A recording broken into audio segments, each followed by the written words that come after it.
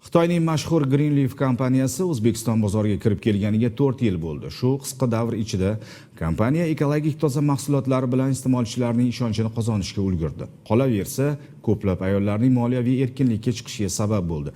Kuni kecha poytaxtimizda Greenleafning 4 yilligiga bag'ishlangan forum bo'lib o'tdi. Tafsilotlar bilan Nozima Mamatova tanishtiradi.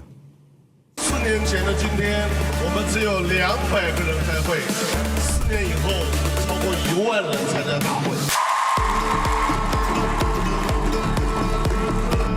insonlarni baxtliroq, sog'lomroq, go'zalroq va boyroq bilish bu Greenleaf korporatsiyasining asosiy missiyasi. Kompaniya 1998-yilda tashkil topgan bo'lib, 18 yil Xitoyning ichki bozorida faoliyat yuritgan. O'zbekiston bozoriga kirib kelganiga esa bugun 4 yil bo'ldi. Shu qisqa davr ichida kompaniya mamlakatimizda ekologik toza mahsulotlari va zamonaviy yashil texnologiyalari bilan iste'molchilarning e'tiborini qozonishga muvaffaq bo'ldi. 中国绿叶到了乌兹别克斯坦以来， Avvalo kompaniyamizning samarali faoliyati sabab o'tgan 4 yil ichida 10 mingta ayol ish bilan ta'minlandi va yana 100 mingga yaqin oilaning moliyaviy imkoniyati yaxshilandi. Greenleaf kompaniyasida hozirda 5 mingdan ortiq mahsulot turlari mavjud. Ularning deyarli barchasidan o'zbekistonliklar foydalanib kelmoqda. Kelgusida bozor iqtisodiyoti talabidan o'rganib, qo'shimcha investitsiya kiritishni reja qilyapmiz. Ya'ni yaqin 2-3 yilda 20-30 ming balki undan ham ko'proq ayollarni ish bilan ta'minlash, qo'shimcha daromad manbaini yaratishimiz mumkin.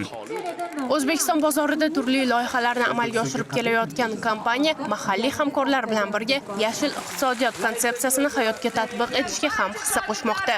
Hozirgi kunda menejer statusiga ega bo'ldim. Daromadlarga chiqdim, sayohatlarga bordim. Navoiy viloyatida yakka tartibdagi tadbirkorlik asosida Greenleaf kompaniyasining ishonchli vakili sifatida bugun reklama menejerligini yurityapman. Bu o'rinlarni yaratganligimiz sababli do'konlarda, savdo rastalarida, qolaversa xizmatlar ishonchli bo'lgan shoxobchalarimizda faoliyat yuritadilar.